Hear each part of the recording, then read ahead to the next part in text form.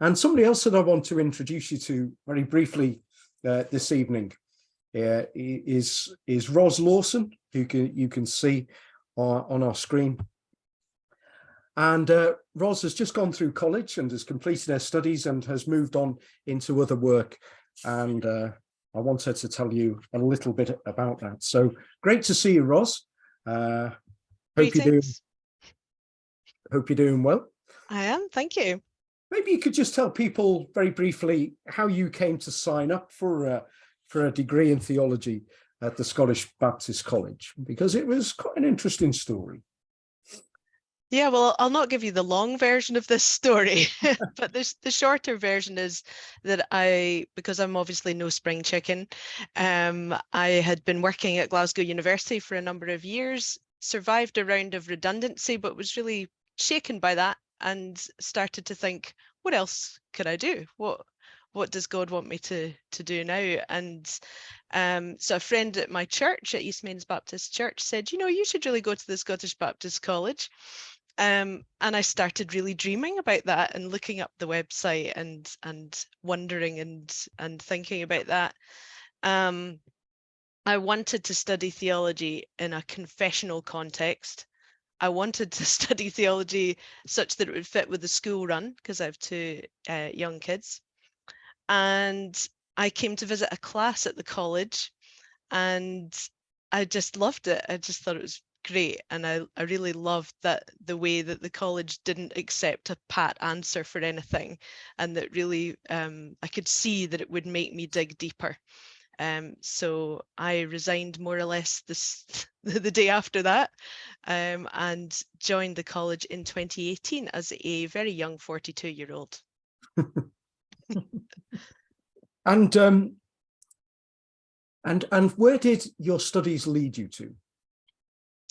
Well, they weren't supposed to lead me anywhere, Ian. If you recall, I was supposed to just do a one-year certificate course, and then discovered that I loved the study of theology. And each year I said, oh, maybe I'll just do one more year.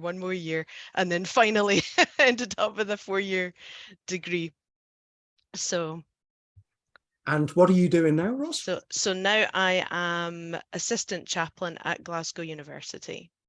So I'm kind of back where I began in a sort of a way, but in a totally different role. I was a research manager previously, and now I'm not. Now I deal with students rather than academic staff, although I still do deal with academic staff in the course of a day. Roz, could you just say something very briefly about how you feel like doing a whole degree in theology has helped prepare you for going into the work of chaplaincy, and what it's given you? Yeah, I don't know that I can be brief about that, Ian, because I was at a chaplaincy conference actually last summer, and I was amongst people who were bemoaning their theological education and how useless it was to them. And I was saying, well, that's kind of not my experience at all, because, we had practical things that we learned. So pastoral care, preaching, worship, leadership, these are my bread and butter things that I do. And we learned not just how to do those things, but what the underpinning theories were behind them. Probably more obviously, the work-based learning module that Graham teaches got me a placement at Glasgow University's chaplaincy, and that obviously became a longer thing. And then they offered me a 4-month contract, and then they offered me a year-long contract, and now I work there part-time on a permanent basis. Even just showing people a minor thing, like showing people around the university chapel and their stained glass with some of the Scottish saints on it. If I hadn't done the Scottish Christianity module, I'd be a bit stuck for something to say about those people. And, I do a lot of ecumenical work. And so the Baptist identity module was brilliant for helping me understand how deeply Baptist I am and where that fits within the overall Scottish Christian context. And so when, as somebody asked me a couple of weeks ago, how wedded are you? This was an Episcopalian priest. How wedded are you to the Baptist framework? And I can honestly say very, very wedded, actually. And I work in interfaith contexts with our Muslim and Jewish and Buddhist and various other people who are our friends. And if I hadn't done the upper level classes, which focus a bit more on some of the abstract concepts of our faith, like Trinity and Christology and atonement theories, the nature of God, I would be really struggling, I think, to have a conversation with someone of another faith who invariably know their own faith very well and know ours too. So I find all of that has been really helpful. Brilliant. I can say more about this, but you probably want to ask me something else. Sure. Just well, we only have a limited amount of time. Sure.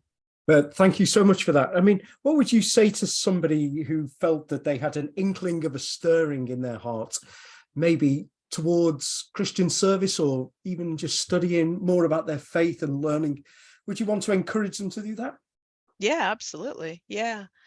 I think those stirrings are God-given. Those gut instincts are God doing something in you. And I know we use the phrase lean into that quite often, but you really should, because the study of your faith that deepens it, that gives you the tools to think more deeply, is so welcome and so practical at the same time. Yeah, I can't imagine not having done it. I now can't imagine what I didn't know 4 years ago. It's a very strange kind of thing. And if you were thinking about Christian ministry, this is my own view, I can't imagine having only done 1 or 2 years of the course. I can't imagine a bit that I could have dropped. And it's been such an investment, even as a middle-aged person going into ministry. I've probably got 25 years left to work, and 4 years out of that is really nothing at all. So if you were an 18, 20-year-old, you were going to spend the next 40 years of your life, then do the whole shebang, would be my advice to you. Thanks, Roz. That's really great to hear from you, and we pray that you'll be really blessed in all the work that you do at Thank you. Glasgow Uni.